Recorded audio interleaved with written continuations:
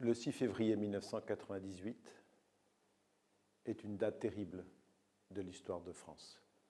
Ce jour-là, en Corse, à Ajaccio, Claude Érignac, préfet, était assassiné en pleine rue.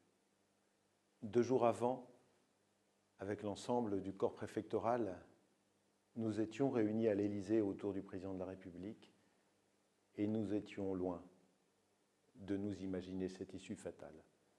Je me souviendrai toute ma vie de ce samedi matin où à la radio j'appris la terrible nouvelle.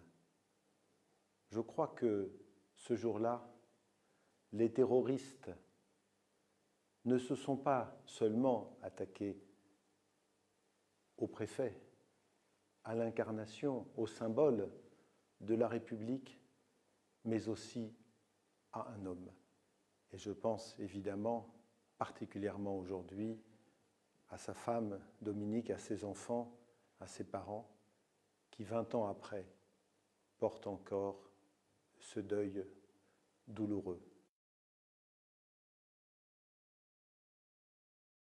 À un moment donné, la SOVAB travaillait pour une unité mixte qui était à Creil, qui s'appelait Chausson, qui était entre Renault et Peugeot. Et quand Chausson allait fermer, la vraie question, c'était de savoir si ce qui était fait à Creil allait être fait à la SOVAB ou dans une autre usine du groupe. Et il s'est battu fortement, en lien avec bien sûr les élus et le député que j'étais, pour que l'usine SOVAB elle soit maintenue et développée à Batilly. Et le 8 février 1992, 2 ministres, Dominique Strauss-Kahn et Michel Delbar, sont venus annoncer à Homécourt que c'était sur le site de Batilly qu'on allait poursuivre la SOVAB. On est passé de 900 emplois à l'époque, 1000 emplois à 3000 emplois aujourd'hui. Et c'est un dossier sur lequel il a, je crois, travaillé très fortement, en lien fort avec moi, mais il a travaillé en amont. Et nous avions un grand projet à Jarny qui était la rénovation complète d'une cité-jardin des années 30 appartenant à la société HLM de la SNCF qui malheureusement ne l'entretenait plus, ni les voiries ni les maisons. Il nous fallait pour ça des crédits considérables qu'on appelle les crédits Palulos, au moins 30 millions de francs de l'époque, c'était avant l'euro, et j'étais allé voir Claude Érignac pour lui expliquer. Il m'avait dit, mais très bien, ça me paraît un beau projet dans tous les domaines, social, urbanisme, mais je viendrai voir sur place, car c'était un de ses traits de caractère.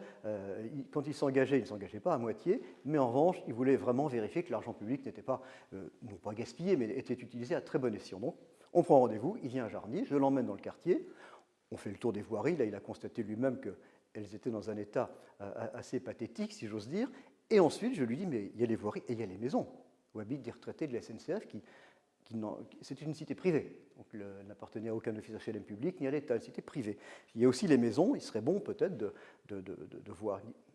Je vais visiter, je dis, je vais vous emmener. Non, non, non, je vais choisir moi-même. Je connais les élus, vous allez choisir les maisons les plus dégradées, je vais choisir une première maison, on fait le tour complet, effectivement, il constate l'état épouvantable de l'intérieur de ce pavillon, et puis il en choisit un deuxième. Et là, c'est un souvenir drôle, ça l'amusait après parce qu'il m'en a parlé. Il entre dans une maison, c'était des cheminots d'origine polonaise, très catholiques. Vous savez que Claude Érignac était protestant, il ne s'en cachait pas, il était cévenol d'origine d'ailleurs.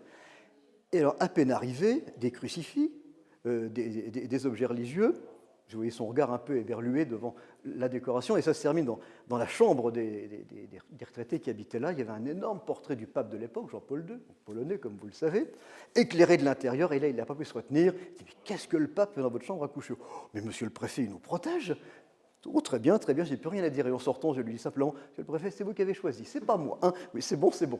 Donc, il a vu, il a regardé. 15 jours après, coup de téléphone, j'ai décidé de retenir le projet donc, des cités SNCF de Jarny, d'affecter les crédits nécessaires, et l'opération s'est faite. C'est devenu une magnifique rénovation, et des maisons pour les habitants, et des voiries. Me souvenir, c'est celui d'un travail avec les entreprises, les plus petites, Christian Windel notamment, qui était quelqu'un qui, OS2 à l'usine de Neuve-Maisons, c'est-à-dire en bas de catégorie, comme on dit, de la grille parodie, a été capable de montrer une entreprise de récupération des matériaux, notamment du crassier. Et celui-ci donc, avait été l'objet d'une réunion parce qu'il y avait quelques plaintes qui étaient posées. Et autour de la table, très rapidement, Claude Érignac a compris que le dossier n'était pas ficelé et que l'administration n'avait pas fait son travail. Il a bouclé son dossier, il a arrêté ce dossier et il a dit « je m'excuse auprès de Christian Windel et de moi-même qui m'étais déplacé comme conseiller général du canton ». Il accompagnait bien sûr les ministres qui étaient en visite dans le département et j'avais insisté auprès de Ségolène Royal qui était ministre pendant cette période de l'environnement pour qu'elle vienne inaugurer une salle à Ville-sur-Iron, qui est dans le Pays Haut, près de Jarny. Elle avait à peu près eu 1 heure de retard en arrivant en Meurthe-et-Moselle. Et donc le cortège venait vers le Pays Haut, guidé par la gendarmerie. Et non seulement elle avait du retard dû à la ministre, mais ils se sont en plus trompés de route. La gendarmerie leur a indiqué une route à un moment donné. Ils sont allés vers la Meuse, ils ont pris un quart d'heure supplémentaire. Et là, Ségolène Royal, qui n'a pas indiqué que l'heure et demie de retard, pratiquement, il faisait nuit, il faisait froid. C'était, je pense, janvier ou février 1993.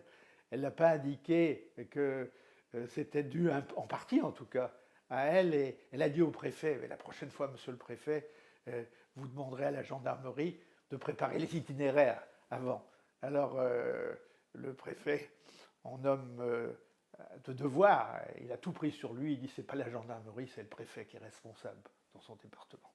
Quand un préfet arrive, bien sûr, les sénateurs vont le rencontrer. Donc je vais le rencontrer, je lui dis, monsieur le préfet, un raccourci, mais si je suis sénateur, c'est parce que je n'ai pas pu entrer dans le corps préfectoral. Ah bon? Oui, j'ai fait Sciences Po, j'ai été admissible à l'ENA. Malheureusement, je n'ai pas été admis, je ne le regrette pas aujourd'hui, mais mon rêve à l'époque était le corps préfectoral. J'avais eu comme prof à Sciences Po un grand préfet, qui était le préfet Olivier Philippe, préfet du Rhône, une grande figure du corps préfectoral. Et donc, ça aurait été mon but. Et il me dit, mais bon, je me suis reconverti. Il me dit, oh, ne vous inquiétez pas, puisque c'était votre rêve, je crois que je vais avoir un sous-préfet supplémentaire à bon compte dans mon département. J'ai changé de statut entre-temps, monsieur le préfet. Je n'en abuserai pas, rassurez-vous, j'éviterai d'appeler le dimanche après-midi. Le dernier souvenir, c'est celui du préfet Blagueur. Le long de cette autoroute et voie express, dirons-nous, contournement de Neuve-Maisons, où nous inaugurions avec des voitures américaines un tronçon donc, de réaliser vers Messin-Méréville, Neuve-Maisons. Et celui-ci donc, avait identifié l'épaisseur du drapeau bleu-blanc-rouge que l'on coupait avec des ciseaux, suivant la somme donnée par les uns et par les autres. Et c'était quelque chose de très intéressant parce qu'il a le sourire sur la photo, il blague avec moi, il blague avec Michel Dinet, il blague avec Jacques Baudot, qui est le président du Conseil général à ce moment-là.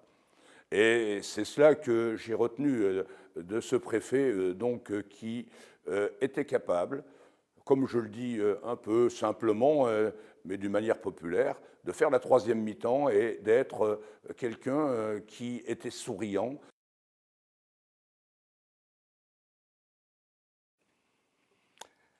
Claude Érignac et son épouse, parce que c'était un couple formidable. On voyait à la fois beaucoup en ville, qui recevait, s'était fait en un laps de temps assez court beaucoup d'amitiés solides qui ont duré. Était un couple extrêmement joyeux, convivial et extrêmement cultivé. Claude était devenu un ami. Je le voyais depuis mon bureau, parce que c'était un sportif, partir vers la pépinière, courir, faire du vélo, jouer au tennis. Mais c'était aussi un grand préfet de la République, solide sur les dossiers. On a, notamment avec lui, on a travaillé sur les travaux sur l'aménagement de la vallée de la Meurthe pour éviter les inondations. On en voit le bénéfice aujourd'hui. On a commencé la première étape de rénovation du Haut-du-Lièvre. Donc c'était à la fois un homme de dossier extrêmement précis, clair, et on a une pensée émue pour son épouse et puis toute sa famille dans ce jour anniversaire. Je suis né et j'ai grandi à Nancy et j'ai connu, comme tous les Nancéens, en fait, le préfet Érignac. Voilà, il a été préfet de Meurthe-et-Moselle. C'était une personnalité qui a marqué la ville. D'abord parce qu'il y avait une vraie capacité d'écoute, une très grande simplicité. mais aussi un sens de l'État, une rigueur dans le respect des principes de la République, qui ont fait de lui, je dirais, l'archétype du grand commis d'État qu'on attend bien sûr d'un préfet. Il y avait en plus chez lui quand même un sens de la parole donnée, la volonté de pousser les projets jusqu'au bout. Donc c'est vrai que dans l'exercice de sa fonction ici, avant que ne survienne le drame en Corse, il a laissé vraiment une belle trace dans la ville. Et puis bien sûr, ce qu'il incarnait en Corse, parce que c'est la République qu'on a voulu abattre à travers lui, a renforcé, je dirais, la légende. Et on a fait un des grands préfets de Meurthe-et-Moselle de l'histoire de notre département et de notre région, avec une réelle affection des Lorrains, parce que je crois que ce qui a marqué, s'il faut retenir une chose de lui, c'est cet équilibre entre la simplicité de l'homme et la très haute idée qu'il se faisait de la République à incarner.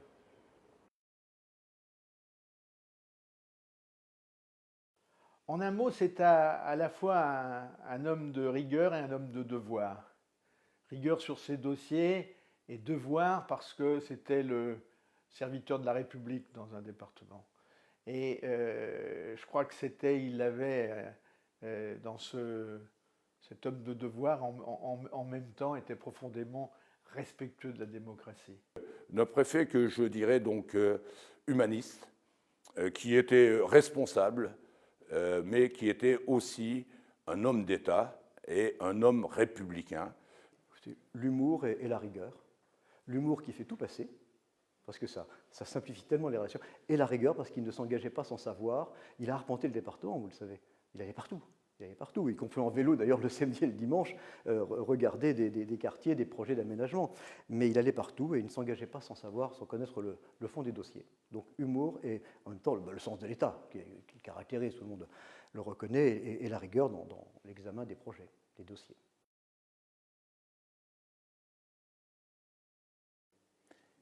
Ils se sont attaqués à un homme qui avait appris à aimer les Corses, ce beau territoire. Et c'est cela, je pense, qui leur a paru encore plus insupportable.